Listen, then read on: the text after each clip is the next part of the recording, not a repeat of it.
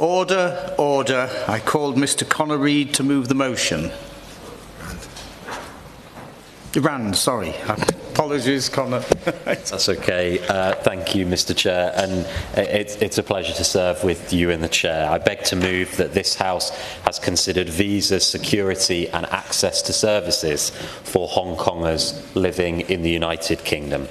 As a new Member of Parliament, I'm happy to say that this is my first Westminster Hall debate, and I'm delighted to have secured it on such an important set of issues. There are two main reasons why support for Hong Kongers is a priority of mine. Firstly, my constituency of Altrincham and Sale West is home to a large diaspora of Hong Kongers, and we take great pride that so many have chosen our community as the place to rebuild their lives, having fled from tyranny and oppression. And secondly, the Labour Party has a proud history and record of standing up for human rights, from Northern Ireland to Kosovo, and of supporting those who have come to our country having fled authoritarian rule. I'm confident our new government will uphold this fine heritage, and if they are to do so, support for Hong Kongers, as I'm sure the Minister will agree, is absolutely essential. And there has never been a more important moment to stand with Hong Kongers than now, Mr. Chair. We all know the tragic erosion of democracy and human rights that have occurred in Hong Kong since the imposition of the national security law in 2020. Over 10,000 arrests of those protesting for freedom, 900 journalists losing their livelihoods simply for speaking the truth, and a rapid growth in political prisoners matched only by the rapid decline in due process as authoritarianism has continued to spread. With the Article 23 legislation now set to make the situation even worse, these are worrying times for Hong Kongers, wherever they are in the world. Given the increasing need for Hong Kongers to leave Hong Kong and come to the UK, it is important that we take this moment to consider the future of the BNO visa scheme. Yes, I'm very happy to give way to the Honourable Member. I'm grateful to the Honourable for giving way, and I genuinely congratulate him on getting this early opportunity for ventilating this issue. He talks about those who flee persecution. He's right. But the truth of the matter is that even when Hong Kongers are in this country, they are not beyond the reach of the Chinese Communist Party. We've seen the instance of the illegal police stations that the Chinese operate. We've seen instances of persecution on campuses around the country. Does he agree with me that, in fact, our responsibility to Hong Kongers coming to this country doesn't end when they arrive at Heathrow? That's simply when it starts. Yes, absolutely, and I thank the Honourable Member for making that important point, which I will come on to further later on in my remarks. But to start with the BNO visa scheme, Mr. Chair, for the sake of fairness, I should perhaps start my remarks on the scheme by saying that credit where credit is due. I think that the scheme is absolutely one of the best things the Conservative Party did in its 14 years of government. And even though it's top of what I might consider a vanishingly small list of achievements, I think that shouldn't distract from what a resounding success it has been. And around 150,000 Hong Kongers have been able to flee tyranny because of this scheme, and it's something that our country should be deeply proud of. And I'd be grateful if, when the Minister rises, she could spell out that this government's commitment to the scheme matches that of the previous government. I'd also like the government to consider looking at the loopholes that do exist within the BNO visa scheme. We know that the scheme was initially designed for Hong Kongers who, as adults, had applied for BNO status prior to the handover of Hong Kong in 1997. We also know that the scheme was, of course, expanded in 2022, allowing younger Hong Kongers born after the 1997 handover who never had the chance to apply for that status themselves to come to the UK as part of the visa. But of course there is a group in the middle. Currently there are thousands of Hong Kongers born between 1979 and 1997 who find themselves in a loophole, not old enough to have applied for BNO status prior to the handover, but not young enough to qualify under the 2022 expansion. So I'd encourage the Minister to engage with Hong Kong Watch on this issue. I know that they've proposed practical ways to close the loophole, which would open up the path to escaping oppression for thousands of Hong Kongers, whilst allowing family reunion that would mean so much to those currently living in the United Kingdom. And on the issue of design flaws with the visa scheme, I'd also encourage the Minister to look at visa and asylum applications that have been refused on the grounds of the applicant having a criminal record.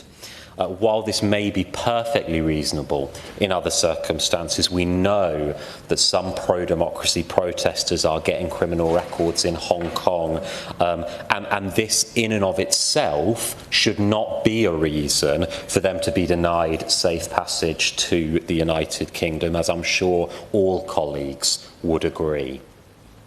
While the visa scheme is important, it's also vital, as the Honourable Member previously alluded to, that we ensure Hong Kongers living in the United Kingdom can live happy, safe and prosperous lives. And the safety point is particularly a crucial one, because members here will be aware of the long arm of the Chinese state, and for many Hong Kongers living in my constituency, this is a daily source of fear and of anxiety that many hold for themselves and for the fate of loved ones they may have left behind.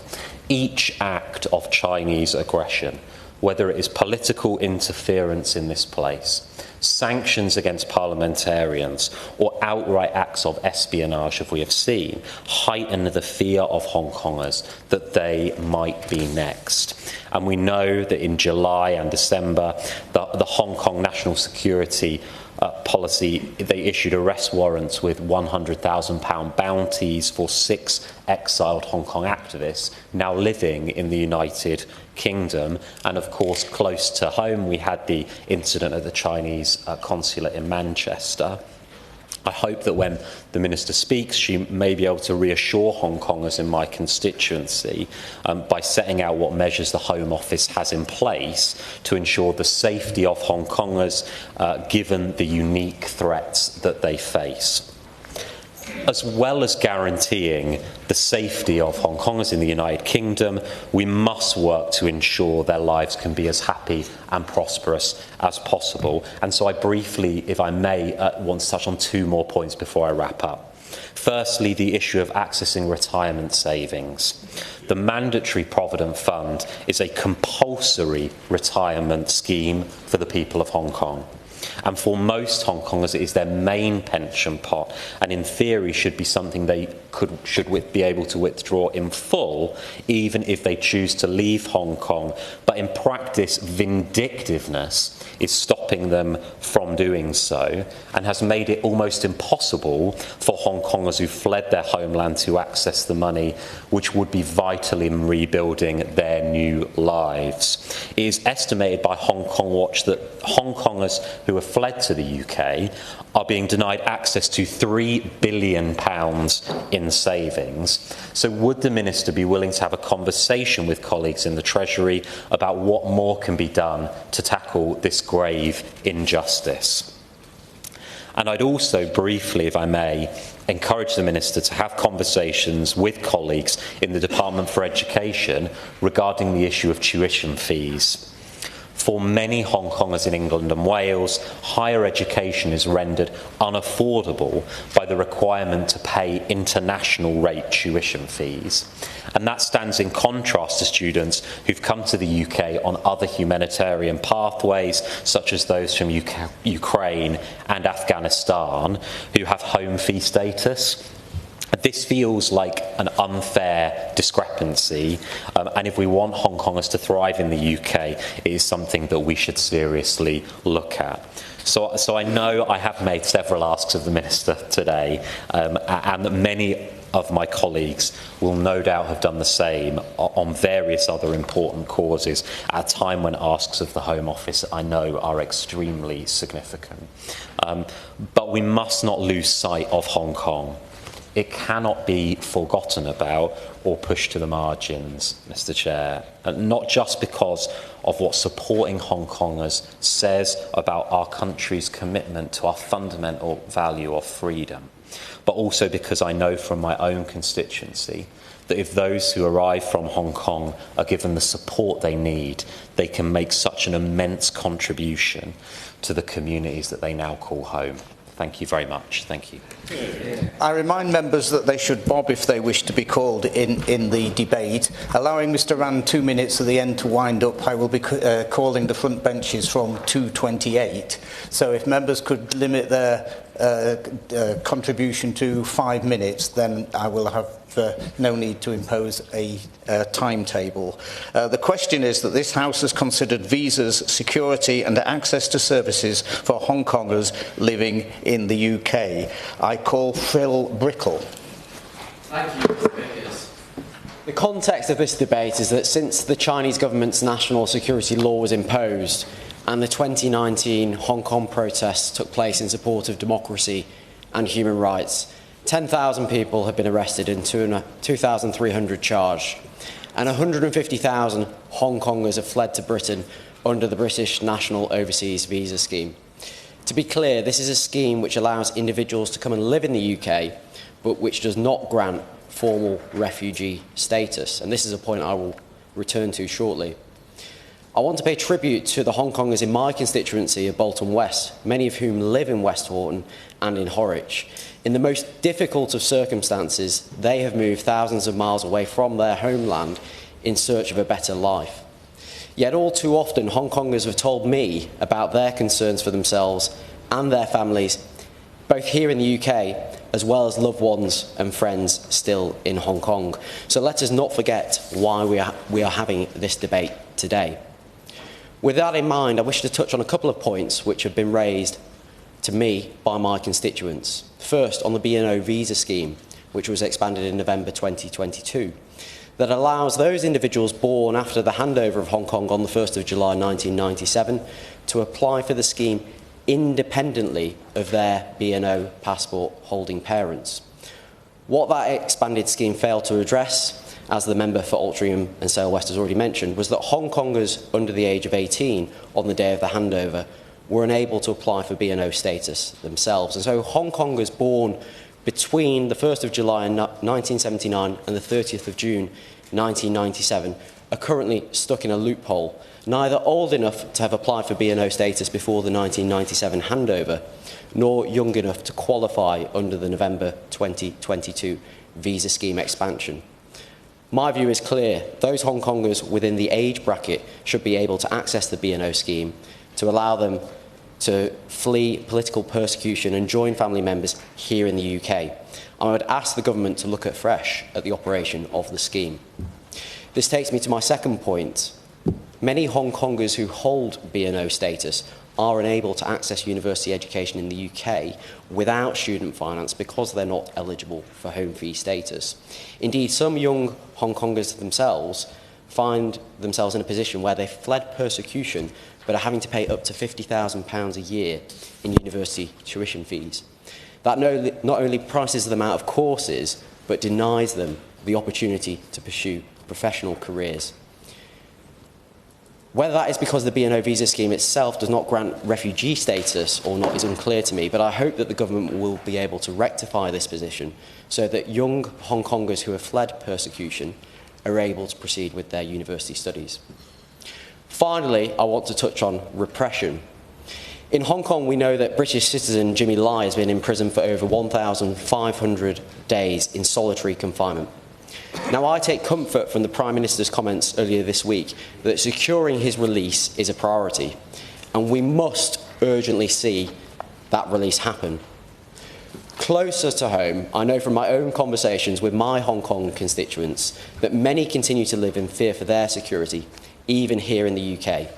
And there has been a worrying pattern of behaviour over recent years. We've seen the Hong Kong National Security Police issue bounties for exiled Hong Kongers now living in the UK.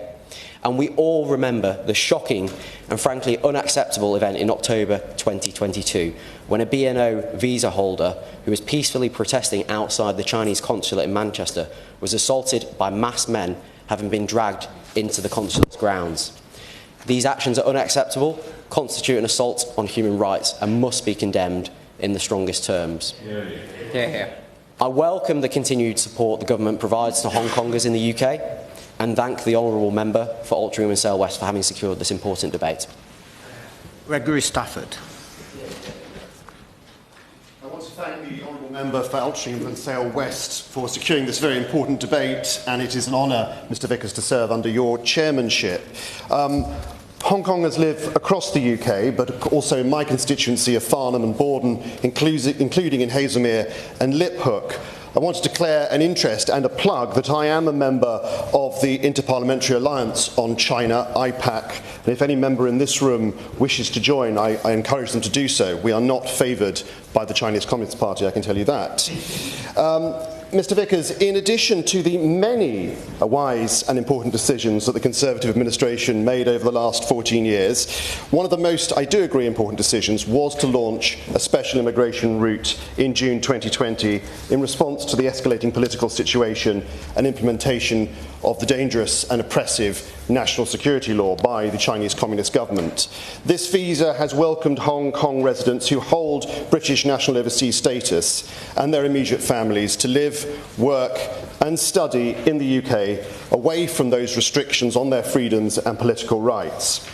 Since the launch of the scheme in 2021, as has been mentioned, over 150,000 Hong Kongers have moved to Britain using that bespoke immigration pathway, with over 26,000 emigrating over the past year. For many, this scheme is not only a lifeline, but has ensured their families and their own survival. We have seen many cases, including those that have been mentioned today, such as Jimmy Lai, Joshua Wong, Benny Tai, and other brave political and democratic prisoners. Firstly, I wish to address the important role that Hong Kongers have played in key sectors, such as healthcare, which is my own personal background. My work in health and social care, in the social care system, has seen the impact that these BNO visas have had on the core institutions in this country, such as the NHS. As of 2023, June 2023, over 700 Hong Kongers are now working in the NHS, with Asian people being the second largest nationality to British working in our healthcare system. So access to services such as the NHS are a service for anyone who resides in the UK, particularly when BNO visa holders pay their immigration health surcharge on the application process. And therefore I say to ministers, if they are contributing into our system through their employment, it is only right they benefit in their times of need also. My second point is around our security and defence policy. The Chinese Communist Party, the government of China, is the single greatest threat, alongside their allies Iran and Russia, to our democracy, peace and freedom here in the United Kingdom and across the Western world. This is evidenced, as again has been mentioned, by the crackdown on political and freedom of speech, such as with Jimmy Lai, and their integration into international universities and education systems, seen specifically here in the UK with the Higher Education Freedom of Speech Act 2023, shelved by the Education Secretary over British universities' desire to protect their operations against the authoritarian states such as China. The protectionism granted to the Chinese state amidst freedom crackdowns is disastrous not only for British students, but for Hong Kongers in the UK as well. This addresses the problem of security. China does not believe in the dual national status of descendants and will continue to be recognised as Chinese nationals and therefore denied UK consular access, as in the case of Jimmy Lai. Only yesterday, the Leader of the Opposition reiterated Mr Lai's case, and the Prime Minister agreed with the Opposition that his imprisonment was a breach of the 1984 treaty, and in his party's manifesto, the commitment to continue Conservative instated BNO visas. But this repression of democracy is not exclusive to the mainland and Hong Kong. And as has been mentioned, we saw it here in the UK on attacks on Hong Kong protesters in Chinatown, here in London, a 20-minute walk away, and outside the Chinese consulate in Manchester a year later. And as a result, and for the protection of those we issue BNO visas to, it is essential to gauge a better understanding of that transnational threat that BNO holders face in the UK. I call upon the Foreign Secretary, when he meets the Chinese government, to raise these issues and absolutely confirm this new government's commitment to standing up for Hong Kongers and against the Chinese Communist Party. And I've submitted questions to the Home Office about the naturalisation and British citizenship protections over this. Finally, in the 20 seconds left to me, Mr Vickers, I want to reiterate my earlier point about freedom. China is a country where dissent is stifled and free speech is tightly controlled. The internet, a tool of liberation and information in many parts of the world, is censored. Citizens who speak out against the government or challenge the state's narrative can face imprisonment or worse. We must not let the plight of Hong Kongers in Hong Kong or in Britain be ignored or put to the side. So I ask the Minister, we must stand up for them, and I welcome her commitment, hopefully in a moment, to that cause. Neil Coyle. Thank you, Mr. Speaker.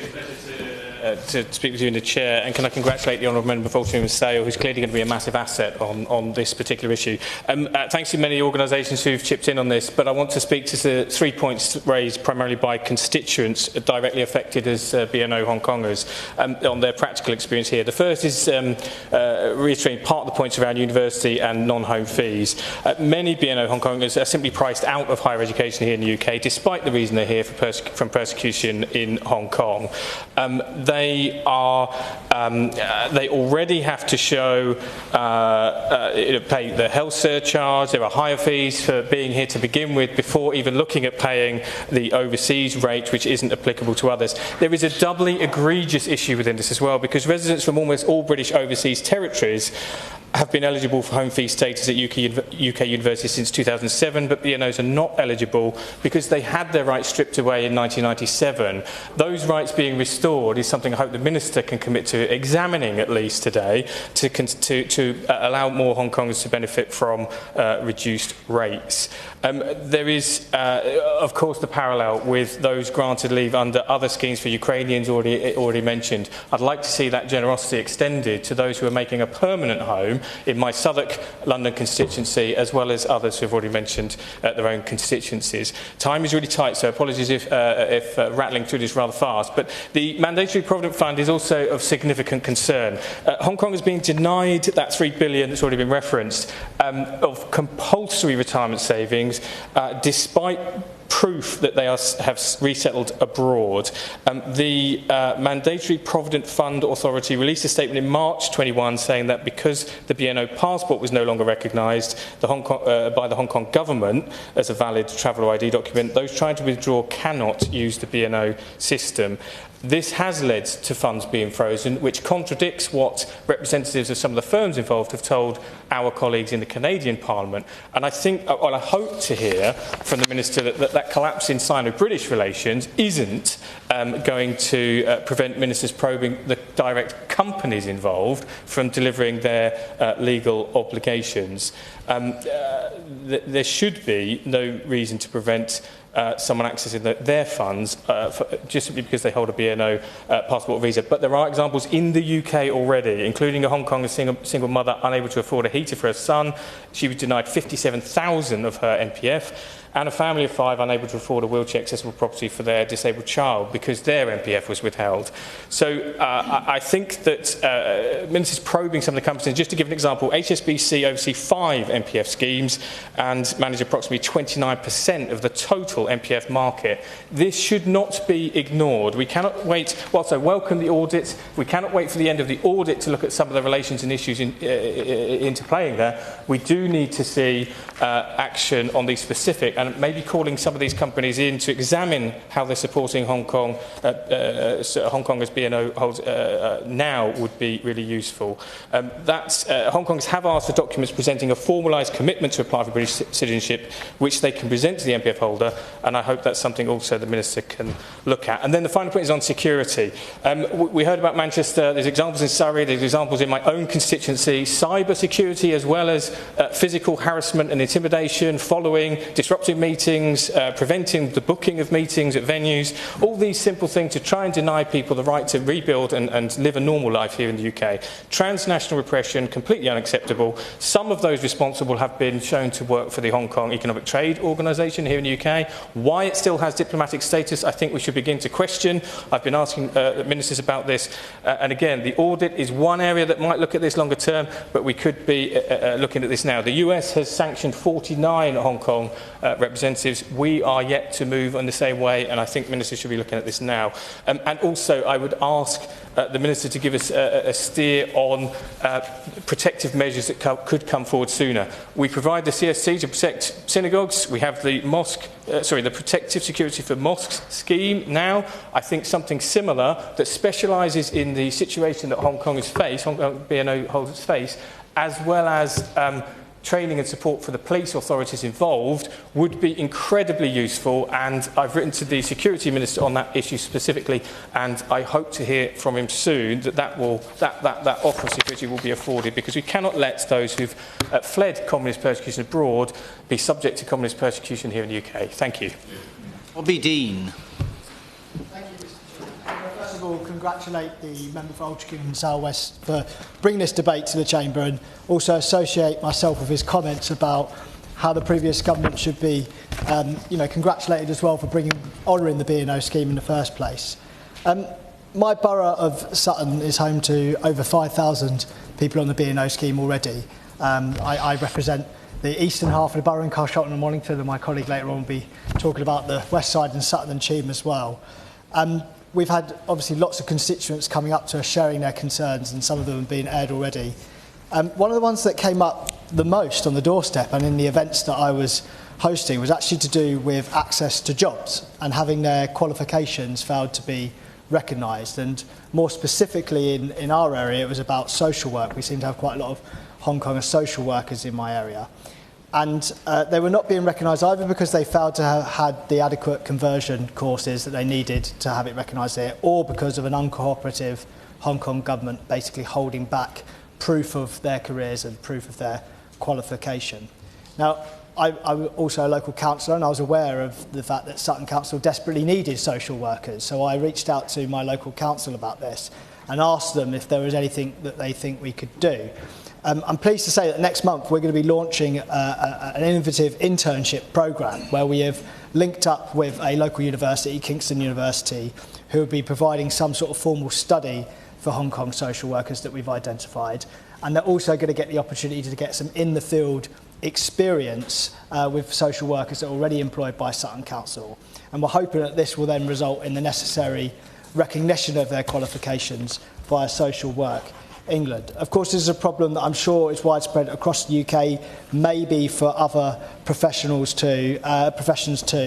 And I know that there are some debates about what constitutes formal study, but I'd really like to work with the Minister to see if we can find a way of scaling up this kind of initiative across the country so that we can get a lot more of these qualified Hong Kongers recognised and into the work that they are skilled at. I just got a little statistic I want to share as well. Somebody told me that up to 98% of the Hong Kongers that have arrived in recent years have got a degree. So they have the skills, we need those skills. Let's make sure that they can put them to good use.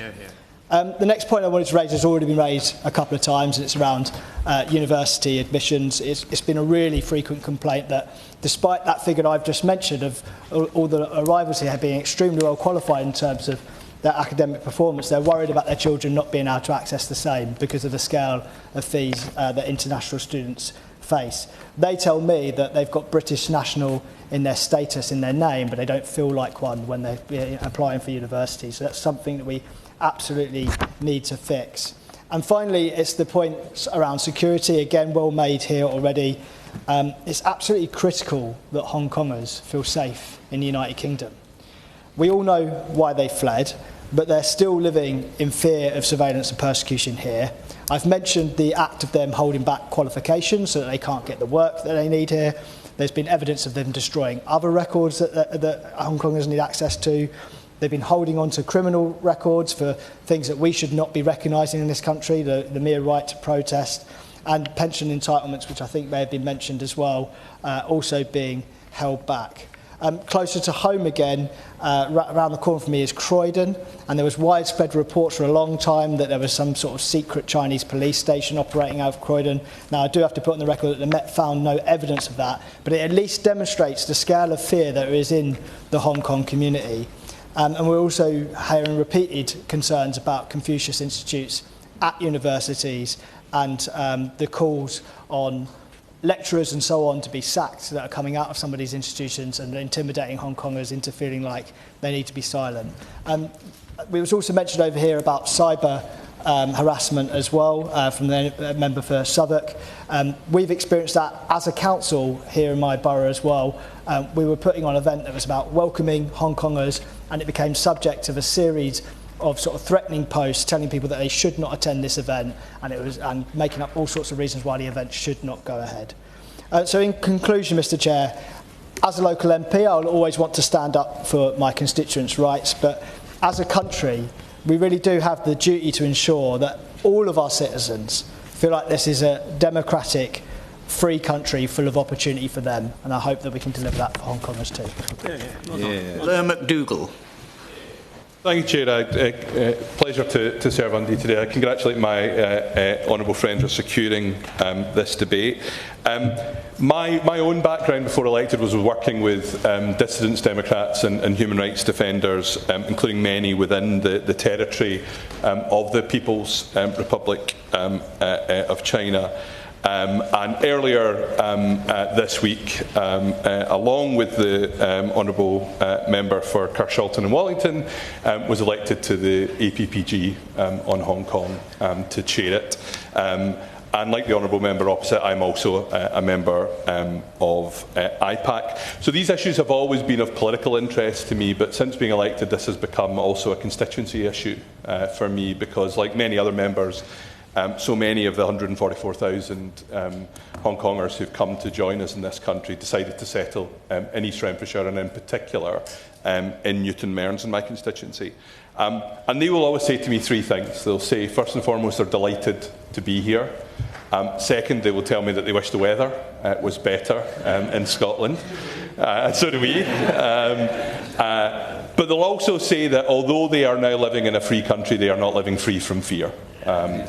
And it's little wonder, particularly in Glasgow, where we had a similar story to the one the honourable gentleman recounted, where there were reports of a secret police station being run in the basement of the Lun Fung Chinese restaurant in Glasgow.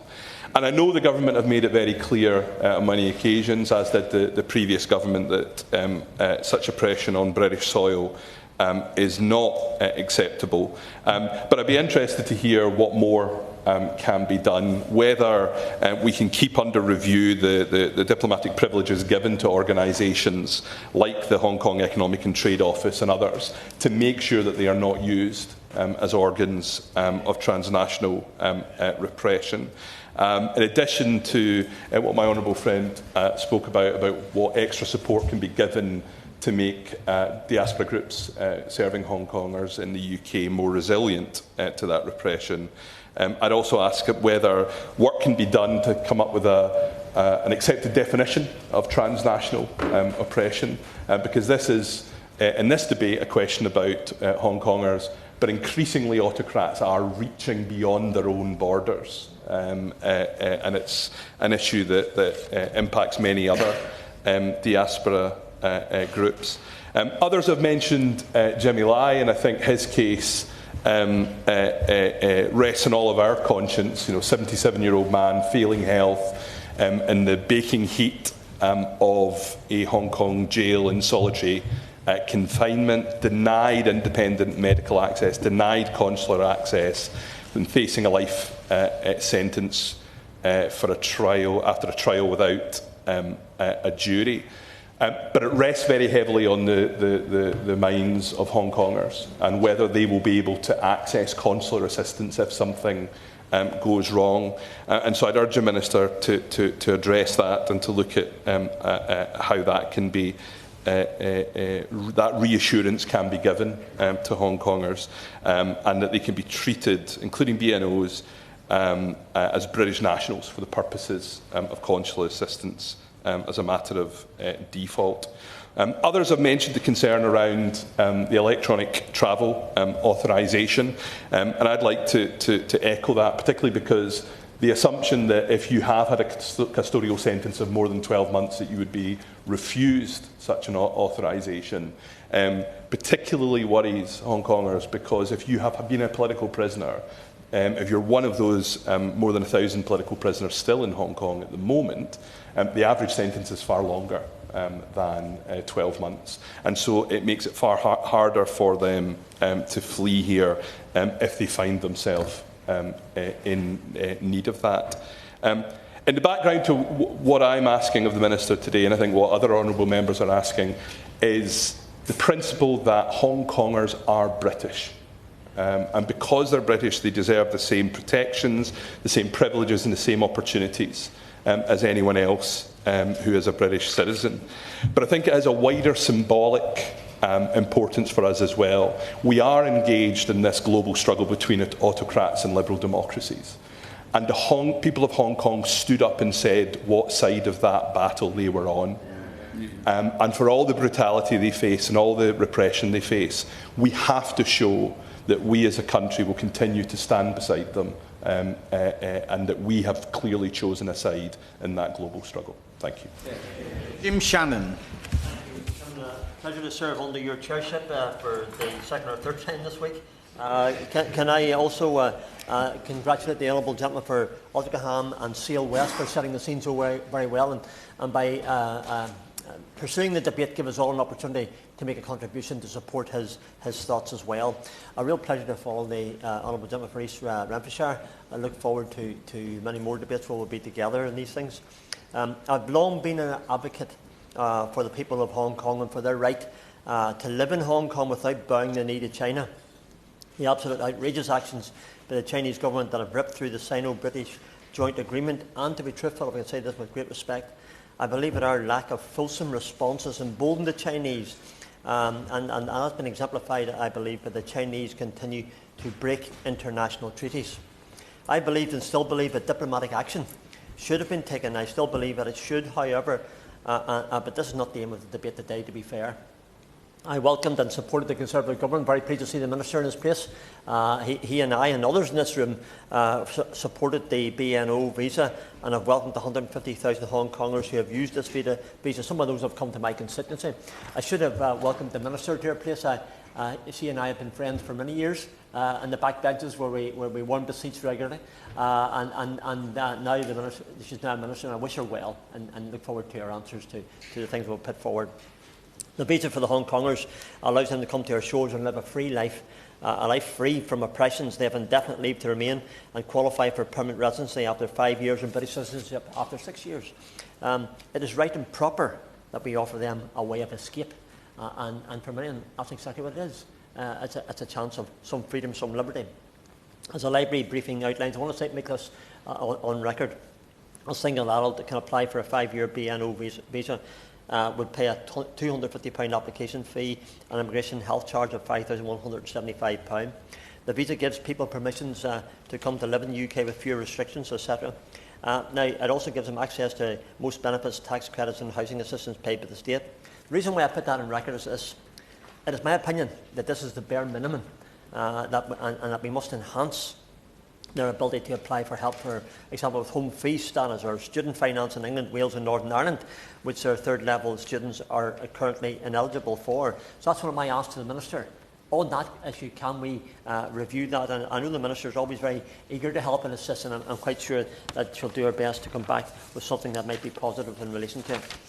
security concerns remaining for Hong Kongers living in the UK. The Right Honourable Member is not here for Orkney and Shetland. He made that comment very clear in his intervention. And reports of police service stations have been made. I've been contacted by some constituents over, and I've made the police aware of these, about their safety in Northern Ireland, in my constituency of Strangford. But also people from other constituents in Northern Ireland as well who have contacted me about the fact that they say they're aware their phones are being tapped. My constituent come with all the evidence. The PS and I were involved in that. The concerns are they have family back home in Hong Kong. And because they've got family, they're very conscious that whatever they do or say, then the Chinese authorities, or whoever it may be, is doing it for them, or keeping a tab on them. They believe that this is operating in Belfast, and the evidence seems to prove that that's the case. And also, I chair the all-party parliamentary group for freedom of religious belief. Just to give you another example, it just happened this year, we had a hacking incident in our APPG on the statements that we put out. And here, I mean, I don't understand technology, Mr. Chairman. I'm a very, very old school. You know, pen and pencil is usually the method for me, but most things. But they reworded articles that were asking questions about the actions of the Chinese and turned them into favourable pieces on the APPG website. We took the action right away to make sure that was knocked in the head. But again, it does, I believe, show that there's an evidential base about Chinese intrusion into every bit of life where anybody just happens to have a different opinion or expresses it in a different way. So for those who believe themselves to be under scrutiny, most likely they are, and that's the reality. So I fully support the Honourable Member for Altrincham and Sale West for prioritising this as he comes into his role as an MP, supports the calls for greater support for those people that feel and understandably and evidentially prove that they have been abandoned and left at the mercy of the Chinese. And we can all say with great honesty that mercy and the Chinese are two alien words to them. And the Chinese Communist Party are not words that usually go together. So we must do more. So I look to the Minister to begin to do that work today. And Minister, we're here to support you and your efforts as well. Thank you. Mark Seawards. Thank you very much, Mr. Vickers. Can I start by thanking my honourable friend, the member for Altrincham and Sale West, for securing a really important debate today. Over the last 18 months and during the election campaign, I had the privilege of meeting Hong Kongers in Leeds. Listening to their experiences shed much more light on the ongoing denial of human rights and democratic values in Hong Kong. They told me of the important work they were doing across Yorkshire, including the estimated 4,000 to support the people that have settled there. The estimated 4,000 that have settled in Leeds since 2020. Now, around a third of those live in my constituency, Leeds South West and Morley. So this is an issue that is both very important to me, but also very close to me too.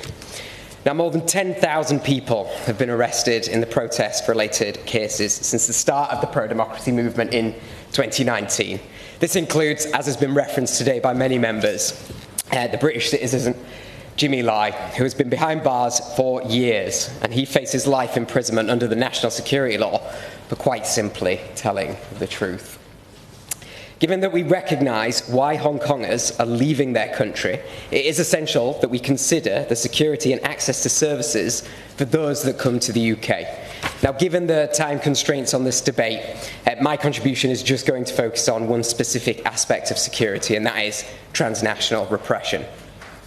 Many British national overseas, that's BNO as we know, visa holders remain concerned about the threats, transnational repression, and threats against both them and their families back in Hong Kong. Indeed, a survey conducted by Hong Kongers in Leeds shows that 97% of their respondents supported the strengthening of actions against transnational repression. Worryingly, though, over half of those that responded to that same survey agreed that they themselves would not speak up against the injustice in Hong Kong due to their fear that their families, still in Hong Kong, would face consequences.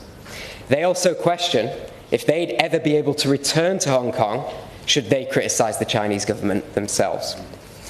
In fact, members of the Hong Kong community in Leeds, including those in Leeds Southwest and Morley, have reported facing ongoing intimidation and harassment, which is something I would like to share with you all today. At several events organised by Hong Kongers in Leeds, individuals were seen photographing attendees without their consent, and some attendees were even threatened with claims that the photos taken of them would be shared with the authorities in Hong Kong to prevent them from ever being allowed to return home.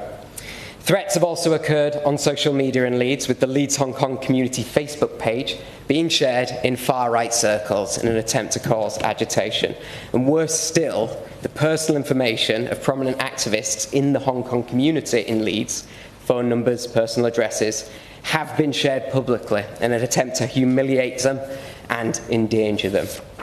Now, the experiences I've shared with you today, the threat and intimidation that the people of Hong Kong and the Hong Kongers based in Leeds face here today, these are concerns that are continuously raised with me in my capacity as the Member of Parliament for Leeds Southwest and Morley, and prior to that as the candidate for Leeds Southwest and Morley. But we know that this behaviour is being encouraged by the Chinese government. We know this. Those same Leeds Hong Kongers that carried out that survey I mentioned earlier report to me that only 18% of respondents agreed that the UK government provides a safe environment for them from the Chinese government. The survey was carried out prior to the general election. Therefore, I do welcome the government's commitment to take a proactive approach in countering the most acute forms of state-directed threats to individuals. So I'd encourage the Minister to look into considering additional provisions in the state threats aggravating factor. This will cover, or should cover, criminal actions aimed at individuals that are identified by a foreign power as a dissident. This would recognise that the naming of individuals is a form of state threat behaviour too, even if they don't necessarily issue a directive to harm the individual in question. Finally, I'd say that we must continually work towards supporting Hong Kongers to live freely, both in Hong Kong, but also here in the UK. Free from threats, free from intimidation, free from repression. It's crucial for our democracy and the values we espouse to keep all of our citizens safe. Thank you. David Kuczynski. Thank you, Mr. Chairman. And I want to start by thanking my honourable friend from Altrincham and Sale West for setting up this important debate. For me, Mr. Chairman, this debate is freighted with some emotion for very personal reasons. I remember, giving away my age somewhat, many years ago when I was a student helping organise for Martin Lee to come and speak at my university. And I remember how hard campaigners like him fought for democracy in Hong Kong and to establish a vibrant democracy here. And I remember the hope that we had then for the future.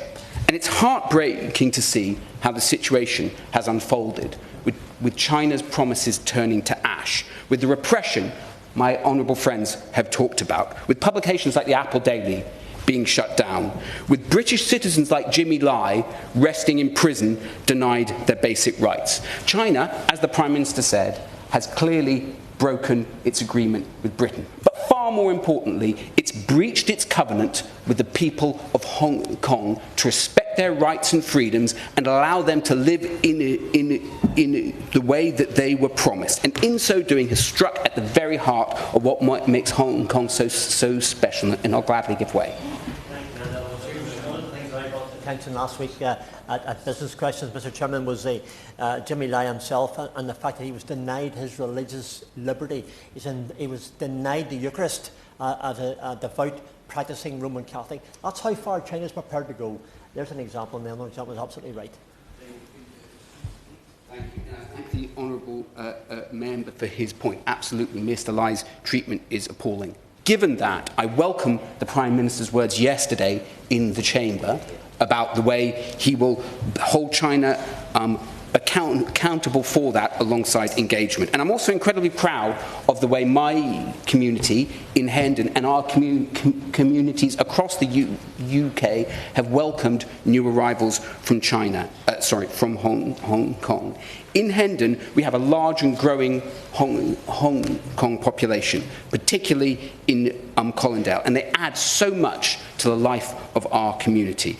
But But, Mr. Chairman, as many others have expressed, they have some very serious concerns. And I shan't echo in great detail the points that many others have excellently made. But many of my constituents face great difficulty in accessing their savings, their futures, through the MEPF, and local financial institutions aren't doing enough to help. Similarly, the point that the member for Carshalton and Wallingford raised around the recognition of qualifications is incredibly important and a real challenge for people in Hendon. Thirdly, we've talked about the accessing of public services, everything from getting an NI number to finding a school for your children. Fourthly, again, the points have already been raised around the BNO status and the ETAs. But fifthly, and this is the one I'd like to kind of rest on for a second, is the point of transnational repression.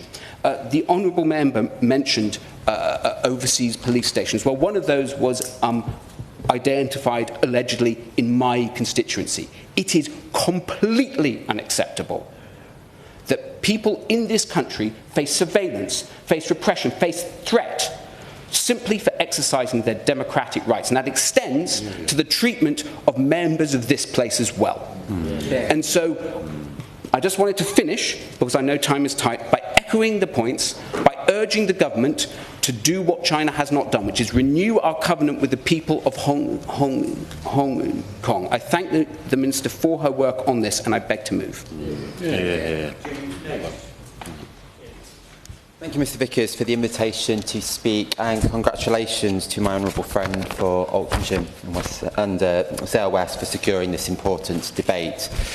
Political and socio-economic affairs in Hong Kong, of course, remain so important to us here because of our history, and like everyone, I welcomed the clear cross-party support for reintroducing the BNO visa for Hong Kongers. I'm very pleased to represent the constituency of Rushcliffe in the south of Nottinghamshire, which has become home for many members of the Hong Kong community over the past 3 years. There are now over 1,000 Hong Kongers living in my constituency, and it has been a genuine privilege to meet them and to get to know them at recent events. I would like to first take this opportunity to actually highlight the great work of East Midlands councils locally, which hosts our regional welcome hub. As part of the Hong Kong Welcome Programme, EMC has provided a range of resources, events and services for our Hong Kong community. And as a council leader between 2022 and 2024, I saw firsthand the positive impact of that programme. And I'm very pleased, therefore, that funding for the Welcome Programme was renewed in March this year. Long may that programme and the BNO visa scheme continue. I think we should also applaud the work of all councils for the extra effort that they have put in to make sure that Hong Kongers have been welcomed. I think that extra effort has been outstanding. There are a number of measures that I would like to reference and encourage the government to be considering with reference to members of my local Hong Kong community to ensure that they can continue to play a vibrant role in helping our economy grow. Some of these will be a repeat of points that have already been made. But I will start with the point that many 18-year-olds in Rushcliffe and across our country started university this autumn, but thousands of young BNO Hong Kongers in the UK simply didn't have that option, as they weren't currently eligible for student finance or home fee status. This is a generation of talented young Hong Kongers who are waiting to access our higher education system, despite having top grades in their A-levels and having so much to offer to this country as doctors or teachers or scientists or other skilled professions. It's my sincere hope that colleagues can work cross-party to resolve this issue. Secondly, I know that some of my constituents have told me that they are struggling to access the mandatory Provident Fund savings. I welcome that the government has raised this issue directly with the appropriate organisations, and I want to encourage ministers to continue to urge for early drawdown of those funds. This is straightforward for other Hong Kong residents who move overseas permanently, and the discrimination against BNOs is unacceptable. Thirdly, on a very practical level, I know that my constituents would value greater control over the provision of English language teaching. I understand that funding isn't always provided up front, meaning that incentives to colleges to support English language tuition can be limited. The Hong Kong community groups locally to me have told me that they would welcome the ability to lead on these courses themselves with fewer funding constraints. Fourthly, I am aware of members of the Hong Kong community having issues to access the equivalent of DBS checks and challenges translating qualifications from one system to another, as has been alluded to earlier. When we have known shortages in this country of GPs, teachers, nurses and other professionals, I would encourage ministers to look afresh at how to expedite the transition of Hong Kongers into higher value, higher productive jobs in this country, which will in turn benefit our wider community. Fifthly, I think it's worth remembering that there are some asylum seekers from Hong Kong in our community, as well as those who have come under the formal scheme. And finally, I know that this government has sensibly committed to a China audit. My constituents really welcome this initiative and would like to see it brought forward as soon as practically possible. I hope this will look carefully at key policy areas such as security, technology, trade, education and human rights, reflecting the concerns that are raised with me when engaging with this important and welcomed part of my local community. Lib Dem spokesperson Luke Taylor. Thank you very much, Mr. Chairman. I'd like to begin by thanking the Honourable Member for Altrincham and Sale West for securing this important debate, and also thank the Minister for Migration and Citizenship for attending to hear from us all today. This week I had the opportunity to engage with the Hong Kong Democracy Council and Hong Kong Watch, as well as attend a meeting with the Hong Kong All-Party Parliamentary Group.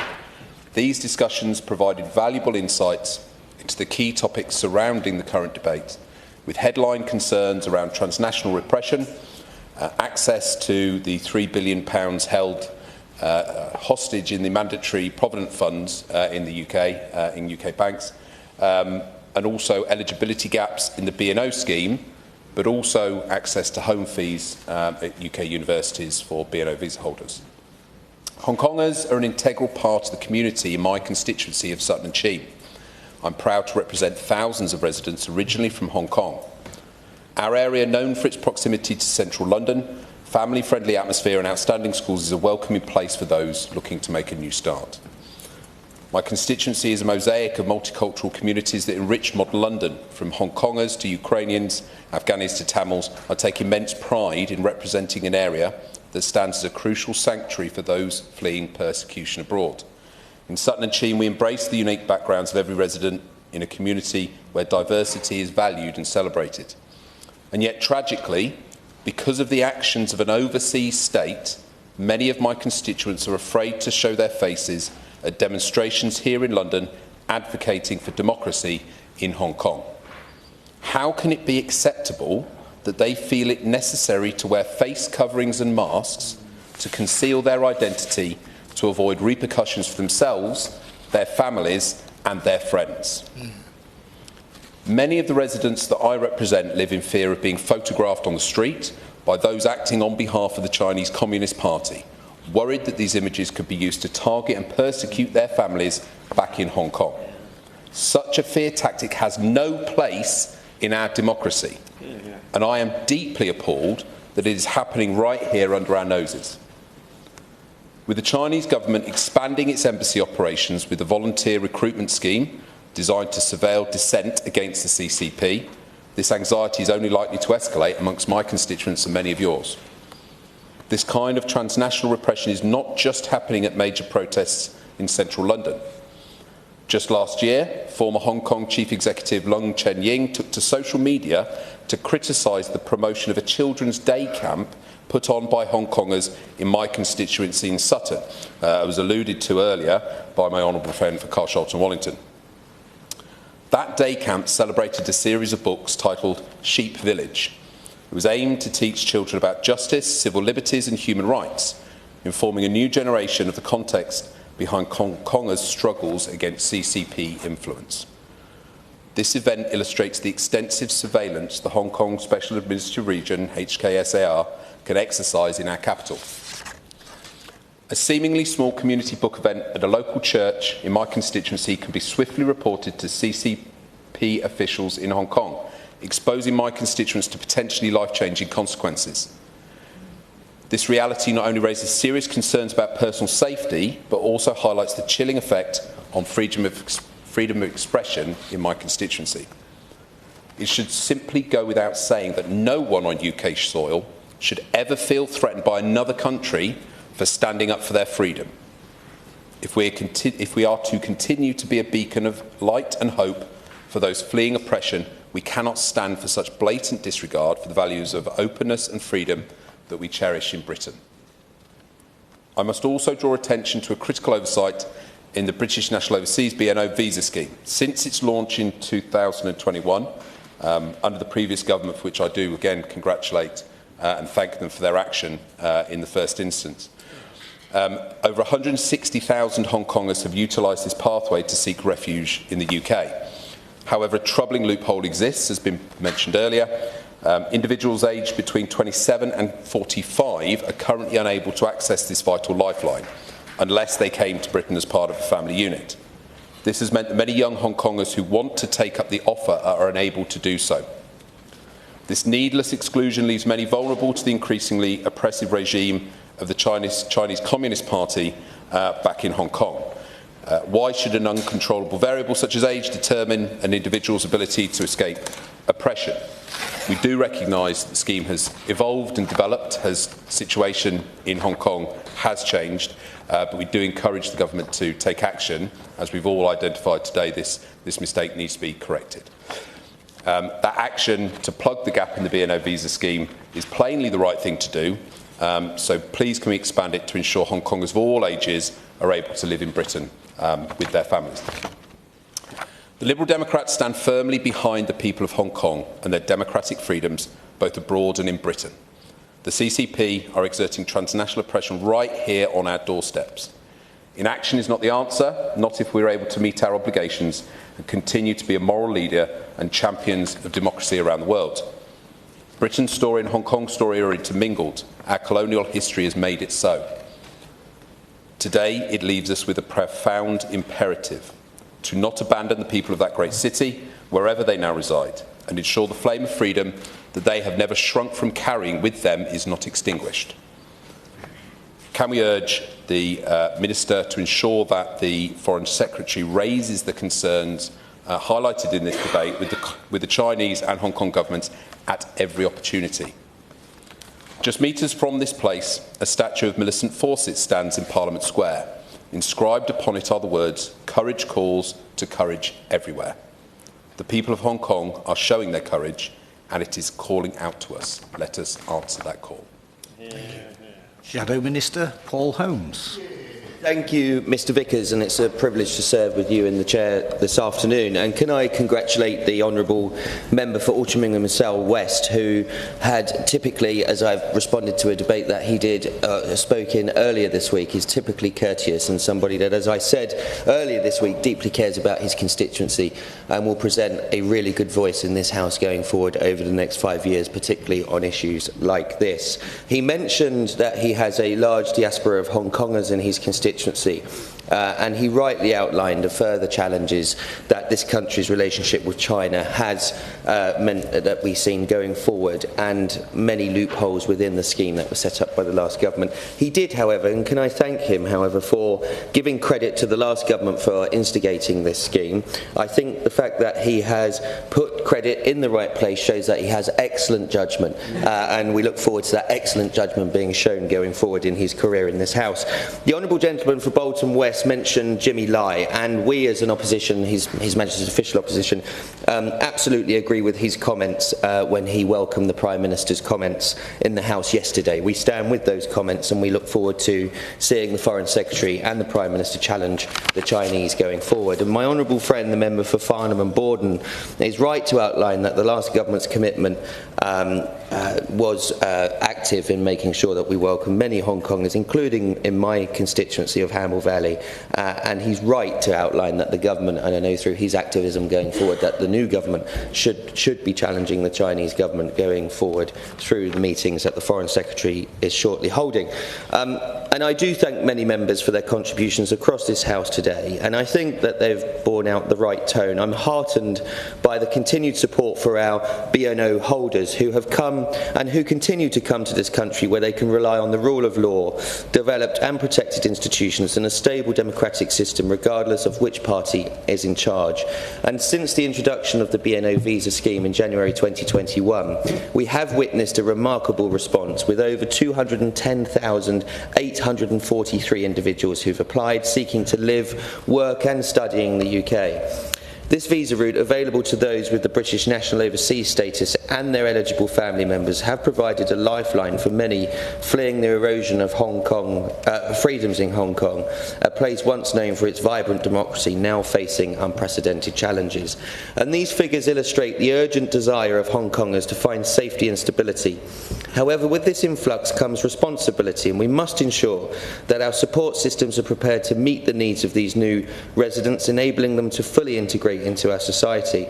While the BNO visa allows holders to work in nearly any capacity and study in the UK, it does not grant access to public funds, as has been outlined this afternoon. This exclusion can create significant challenges for individuals who may find themselves in precarious financial situations upon arrival. For example, many BNO holders have reported difficulties in securing employment that matches their skills and experience. A survey conducted by the Welcoming Committee for Hong Kongers revealed that 40% of respondents felt their financial health had worsened since arriving in the UK, with rising living costs further complicating their integration. Moreover, although a large majority, 90% of respondents, reported having established connections with local communities, language barriers continue to pose a significant hurdle. Over a third of BNO holders rated their English skills as poor, which hinders their ability to find suitable employment and participate fully in society. The ongoing need for language support underscores the importance of the Hong Kong BNO Welcome Programme, which aims to assist these individuals navigating their new lives. And as the Honourable Member for Altrincham and Sale West outlined in this debate, he is right to raise those who have been refused under the scheme, under the previous government, who have criminal records. I would like to see whether the Minister would be able to outline where the new government will be taking that line going forward. Another pressing issue that has arisen is the difficulty many Hong Kongers face in accessing their pension funds, which remain trapped in the mandatory Provident Fund system in Hong Kong. Under current regulations, those emigrating using the BNO passport cannot access their retirement savings until the age of 65. This situation poses a significant financial burden, especially for those who have relocated permanently and are now struggling to establish their lives in the UK. Reports have surfaced of individuals who, due to their involvement in the pro-democracy protests, left Hong Kong with their life savings inaccessible, jeopardising their financial stability within the United Kingdom. The Welcome Programme, launched in April 2021, represents a crucial step towards successful integration. It includes demand-led funding for local authorities to provide English language and destitution support, an online welcome pack for newcomers, and a network of welcome hubs across the United Kingdom. These initiatives are vital in supporting BNO holders settle into their communities. For the upcoming financial year, I welcome that the Government has announced that £1 million is being targeted towards employability and mental health support for BNO visa holders, highlighting the Government's recognition of the unique challenges faced by this community. However, as we look to the future, it is clear that we need to do more, and I know that the new government has made a commitment to a strategic approach to managing our relationship with China. This must also encompass a firm stance on the rights of those who have chosen to make the UK their home. This includes addressing the complex dynamics of our bilateral relationship, while standing in solidarity with Hong Kongers who have fled oppression. And the government must continue to push for action under the British-Sino Agreement of 1984, which is being breached consistently by the Chinese government, as my honourable friend, the member for Farnham and Borden, outlined in his speech. The government has acknowledged these challenges, stating that they are working with the Hong Kong authorities to address the barriers preventing BNO holders from withdrawing their funds. This issue of access of funds is not just a bureaucratic hurdle, it directly impacts the ability of Hong Kongers to secure housing, support their families and build a future within the United Kingdom. In conclusion, Mr Vickers, let us reaffirm our commitment to supporting Hong Kongers in the United Kingdom. We must ensure that our visa routes are not merely a means of entry, but a genuine pathway to integration and opportunity, something that I do think we can say has happened with the Hong Kong community. This includes providing adequate resources to help individuals adjust to life in the United Kingdom, ensuring access to essential services, and advocating for fair treatment regarding their financial assets. It is our duty as a House, it's the government's duty, and it is the opposition's duty to ensure that the promises made to Hong Kongers are honoured, reflecting the values of compassion and justice that define our nation. Thank you, Mr Vickers. Minister. Thank you, Mr Vickers. It is a pleasure to serve under your chairship. And may I begin by congratulating my honourable friend, the member for Altrincham and Sale West, for securing this debate and giving rise to what I would describe as very powerful speeches by honourable members from across the House on this issue, and also speaking up for the experience of their constituents. And I want to make sure that I have the opportunity to address as many of the points raised as possible, which covered so many issues, whether that was the BNO visa route, security issues at home and in Hong Kong, pensions, home university fees, democratic freedoms, police stations and more. And I do want to also thank the front bench speakers for their contributions. I think this is an issue which has had cross-party support in the past, and I am sure that we will continue to work in that spirit in the support of Hong Kongers in the UK and who may also come here in the future.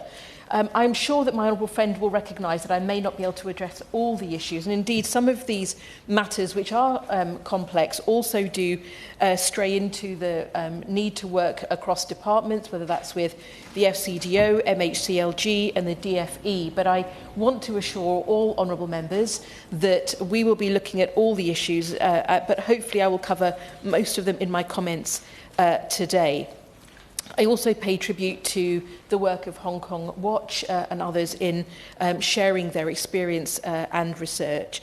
The honourable gentleman will also be aware, my honourable friend, that the government is deeply committed to supporting members of the Hong Kong community who have relocated to the UK. And I think I speak for all of us when I say that they have become an integral part of our economy and local communities, and are playing a fantastic part and making a fantastic contribution to our national life.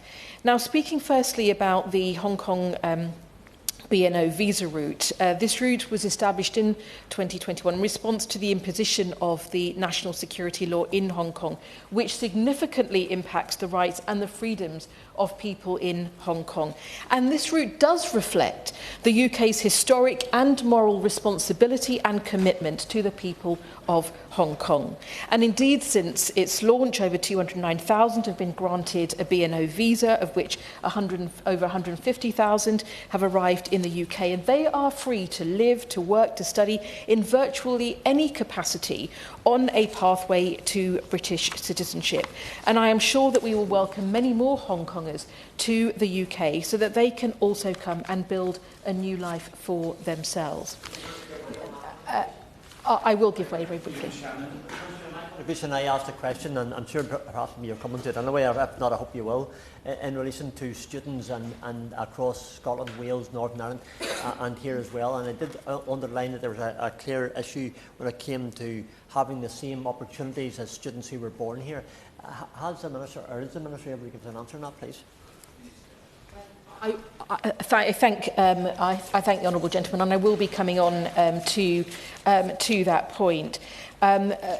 In terms of if I can deal with first the questions around the expansion of the BNO route, and particularly for children born between 1979 and 1997. Now, a number of members have suggested that the BNA route should be expanded to include those who were children at the point of Hong Kong's handover to China in 1997, but whose parents did not register them for BNO status.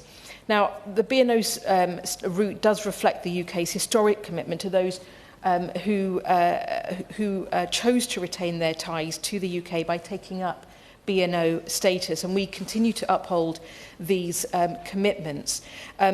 Those not eligible for the BNA route do need to consider other routes, other UK immigration routes available, for example, as a student, graduate or skilled worker. But members will, I'm sure, understand that I'm unable to make any policy commitments in this forum, but I do want to give assurance that I will be taking those comments away and considering the points that have been raised today. If I could also just address the point of criminality that has been raised, and indeed the standard immigration rules in relation to criminality and other adverse behaviour do apply to applications to the BNO route. But all applications are carefully assessed against the latest country information, and guidance for caseworkers provides flexibility to ensure that overseas convictions for offences, particularly those not recognised in the UK, do not result in the automatic refusal of an application. And I am aware of the concerns of those applying to the BNA route and the risk of being refused on suitability grounds due to being convicted of what I think we can describe as politically motivated or trumped up criminal charges in Hong Kong, and certainly would like to give assurance that I'm keeping this under review. In relation to access to services, I think it's been referenced, and I welcome the contributions that have been made in relation to the Welcome Programme, the government's Welcome Programme, indeed that we have remained committed to and is now entering its fourth year of funding. It is a very important programme in which access and support on a range of issues, including employment, education, housing and English language, can be given to help those also from Hong Kong to be able to seek employment, build skills, and also to learn more about life in the UK and be playing a bigger part in their local communities. Now, I think as the Shadow Minister has mentioned, there's currently £1 million worth of funding for voluntary and community sector organisations to deliver projects focused on employability and mental health and well-being. And the Growth Company has been funded to deliver the Jobs for Hong Kongers initiative that will help BNOs in England to find employment. But I'm aware of some of the good examples. I think the Honourable Member for Carshalton and Wallington talked about a scheme, and I'd be very interested to hear more about how those local initiatives are working. If I can just make a comment now about international fees, I think this has been a concern for those on the BNO route who can study and work in virtually any capacity, but generally to be eligible for student support, home fee status and fee caps, a student must have settled status in the UK and have been ordinarily resident in the UK for 3 months prior to the start of their course. The majority of BNO status holders will be able to qualify for home fee status and student finance once they have obtained settlement in the UK, subject to them meeting the normal eligibility requirements. And the eligibility criteria do apply to all students, all except persons, as has been mentioned, granted international protection by the Home Office. But I have also I do want to say I've heard what members have said today. In relation to the Mandatory Provident Fund, I think a very serious matter that has been talked about in relation to the estimated 3 billion that is alleged has been funds been frozen. But we are aware that individuals who have chosen to take up the visa route, Mr. Vickers, are having difficulty in drawing down early their pensions held in the Hong Kong Mandatory Provident Fund. Now, while documentary requirements for withdrawing funds earlier a matter for Hong Kong authorities, the Foreign, Commonwealth and Development Office has raised this issue directly with the Hong Kong Government and Hong Kong Mandatory Provident Fund Schemes Authority. And we have urged them to facilitate the early drawdown of funds, as is the case for other Hong Kong residents who move overseas permanently. And we have made clear that such discrimination against BNOs is unacceptable. And I will also be certainly keeping this under review. In relation to security, we take the protection of Hong Kongers' rights, freedoms and safety in the UK very, very seriously, and we continue to assess potential threats in the UK and work closely across government, as well as with relevant agencies and law enforcement, to protect persons identified as being at risk and ensuring that the UK is a safe and welcoming place for those who choose to settle here. I want to be clear that attempts by foreign governments to coerce, to intimidate or to harm critics overseas are unacceptable. Freedom of speech and other fundamental rights of all people in the UK are protected under domestic law, regardless of nationality. And we will challenge where we must to protect our national security and values. We are also working to improve the UK's capability to understand and respond to the challenges and opportunities that China poses through an audit of the UK's relationship with China as a bilateral and global actor, as has been referenced in this debate. But it's also worth saying, and also in response to some of the issues of cybersecurity raised, that the National Security Act 2023 gives the police new powers to protect the public from these malign threats, including those actions which amount to transnational repression. And I do take the point as well about making sure that we have a clear definition of this. The Act brings together vital new measures to protect the UK's national security, creating a whole suite of measures to enable our law enforcement and security and intelligence agencies to deter, detect and disrupt the full range of modern state threats. I am conscious of time. I will just want to make a couple of final points on this before just wrapping up, Mr. Vickers.